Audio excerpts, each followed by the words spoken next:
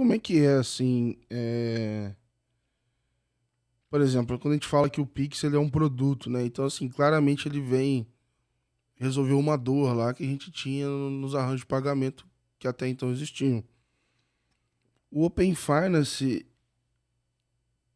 ele, como é que eu posso dizer assim? Ele tá um pouco, algumas camadas abaixo, então não necessariamente está super claro a dor que a gente pode resolver com ele, assim. Então, assim, olha, a gente vai criar uma ferramenta nova, essa ferramenta nova possibilita um monte de coisa, e vocês descubram aí as dores que vocês querem resolver com isso, assim, como é que é, do ponto de vista, assim, de estratégia, de produto, pensar nisso, assim, que o meu maior receio, às vezes, é a gente ficar criando, vamos dizer assim, né, aquela história do, se a gente tem um martelo, tudo vira prego, né, e a gente fala, não, tudo é agregar dados, vamos começar a agregar dados, porque o Brasil quer agregar dados, todo mundo quer agregar dados.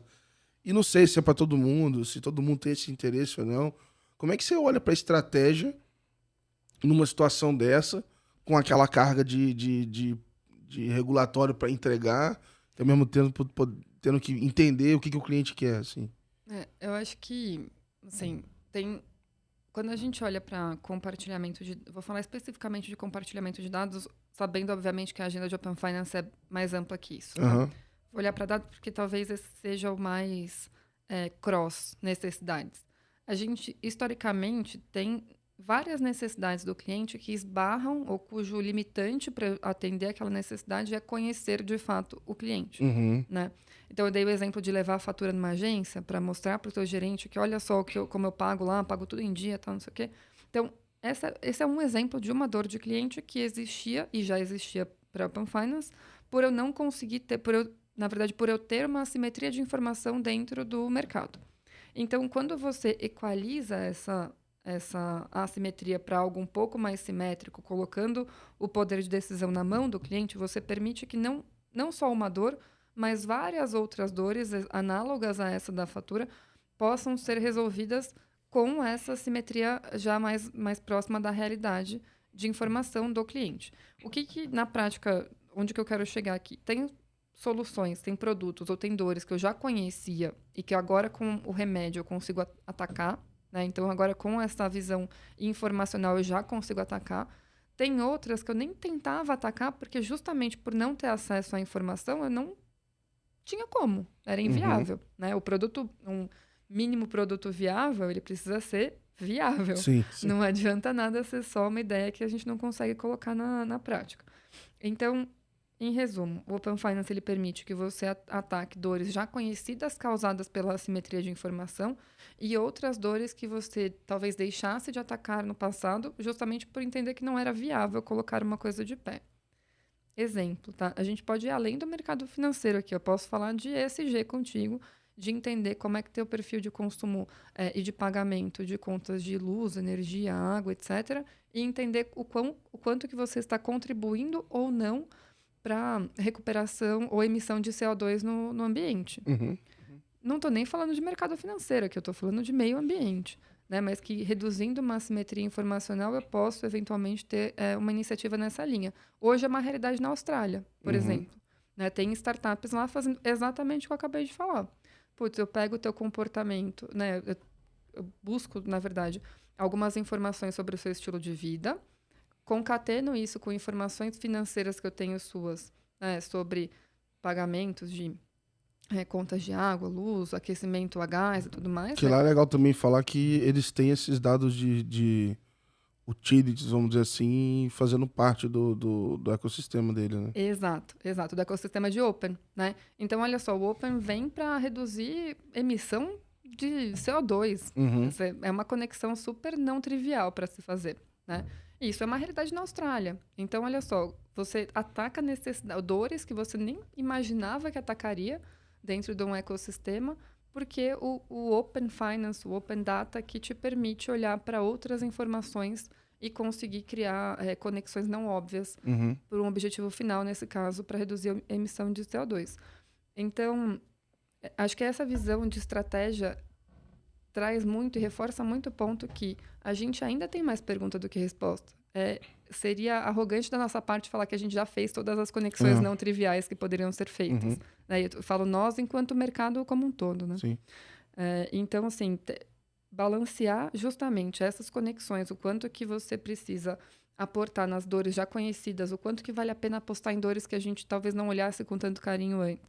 Né? Essas duas linhas aqui. Mais a agenda regulatória, que é importante e é pesada, porque, de novo, a gente está construindo o maior Open Finance do mundo. Nenhuma outra região tem o tamanho de escopo que a gente tem na ambição de prazo que a gente tem para implementar. Né? Então, a gente tem a agenda mais agressiva de Open Finance do mundo e a gente, no paralelo, obviamente, precisa entregar valor para o cliente na ponta, né? Porque, putz, é justamente o objetivo da agenda. Senão a gente não tinha motivo de estar aqui. Então, é um baita desafio equilibrar essas duas vertentes. Acho que o mercado inteiro está olhando para isso, né? E cada instituição meio que descobrindo como equilibrar as duas balanças, mas, de maneira geral, todo mundo fazendo isso bem e com o foco que precisa. O que eu gosto de provocar o pessoal, assim, é que é meio que um negócio de cauda longa, assim. Eu acho que a gente vai ter várias soluções que vão atender, vamos dizer assim, pequenas dores, entre aspas, pequenos comparado ao Pix, né? Porque eu acho que talvez esteja diminuindo, assim, mas no começo, tanto no Brasil, isso aconteceu lá fora também, lá com a... Teve acho que foi a CEO do Starling Bank que falou que o Open Finance era um fracasso lá, não sei o quê. Aí, 5 meses depois, republicaram aqui no Valor Econômico. Enfim, mas assim, putz, que não é igual ao Pix. Então, realmente não é, porque o Pix, ele resolve uma dor de enfim, de uma galera, assim. E no Open Finance, o que eu mais vejo, aí eu acho que isso vai ter que até... Isso vai impactar, talvez, em como que grandes instituições fazem produto também, que muito provavelmente vão ter várias soluções pequenas que você vai fazer e que talvez você não veja um ROI dela logo de largada, assim. PFM não dá ROI, é difícil medir o ROI do PFM. Sim. Quem falar que mede isso hoje, cara, beleza. Você pode tentar mensurar alguma coisa, mas você vai olhar engajamento, você vai olhar outras coisas, né? Tempo de tela, né? Fidelização. Então, assim, só que eu fico... Se a gente continuar olhando, na minha visão, assim, como grandes entregas e etc., acho que a gente vai se frustrar.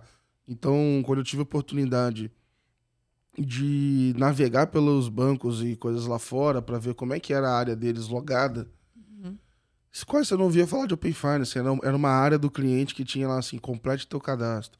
Tinha um outro que você poderia pagar a tua fatura do cartão usando o saldo de outra conta. Eram coisas que estavam ali que você nem notava que estava acontecendo. E até o que a Ellen Charles estava falando, que já tinha saído de notícia, uma das coisas que está ajudando na educação do público lá a usar são os casos de uso. Então você vai pagar o imposto usando lá o Pay by Bank, que, enfim, a receita deles usa lá, que uma empresa lá chama EcoSpend, que provê tecnologia para eles. Mas eu tenho essa sensação de que a gente ainda, até na parte de insights, ainda tem muita gente procurando bala de prata. E, de novo, todos os insights vai ser na minha visão, né? Você vai ter que criar gatilhos o resto da vida. Você vai ter que criar uma área de gatilhos, porque, sei lá, a gente tava falando mais cedo aqui de coisas relacionadas ao mundo pet. E aí você me contou da tua vida e falou, eu gosto de CrossFit, eu faço não sei o quê. Pra cada mundo desse, tem uma série de gatilhos que podem acontecer. Só que eu não posso chegar pro meu chefe e mostrar um gatilho desse. Ele vai falar, pô, tá de brincadeira comigo, né, Gabriel? Então você vai ter que fazer vários e vários e vários e ter, sei lá, 1.000, 10.000, 100.000, sei lá, daqui a 10 anos você vai ter gatilho pra tudo que é tipo de evento que vai despertar alguma coisa. Mas a solução matadora pra mim, eu tento toda vez quebrar isso quando eu escuto em algum lugar, assim. Eu não acredito de maneira nenhuma em uma bala de prata ou a solução matadora, assim. Eu acho que a gente falou isso daqui também no começo. Ninguém acorda querendo um cartão, você não acorda querendo... Você acorda querendo uma dívida de 30 anos? Não, você acorda querendo uma casa, você quer um lar, você quer uma casa para chamar de sua, tal. Você não gostaria de ter que ter uma dívida de 30 anos, mas é a forma, é o meio que você tem para atingir o teu objetivo final. Então, voltando aqui, né, quando você fala de gatilho, cara, qual que é o objetivo de fato final daquele cliente? E E cada ser humano é diferente do outro. Então, de fato, transformar dados em informação e informação em valor para o cliente final, se o caminho é hiperpersonalização, ele não vai ser uma bala de prata, porque não tem algo que atinja todo mundo de uma vez só. Né? O one size fits all já não é mais realidade há muito tempo. Né? Então, tem um desafio enorme aqui. Não é um produto, um caso de uso que é matador, é o que a gente vê nas outras geografias, como você bem trouxe aqui no Reino Unido e tudo mais.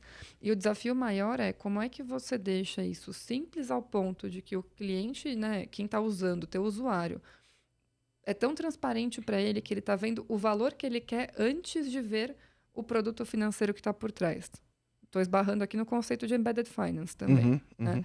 Que é, por exemplo, você poder pagar um imposto usando, através de um aplicativo que tenha a usabilidade que você mais gosta, que provavelmente não é o mesmo que eu mais gosto, né?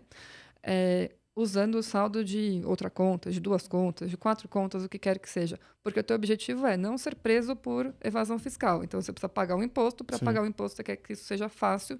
Então, você vai na experiência que mais te agrada, né? Essa é a necessidade do cliente. Sim. Não é, putz, eu quero dar um consentimento. Exato. Não é exatamente nessa parte, né?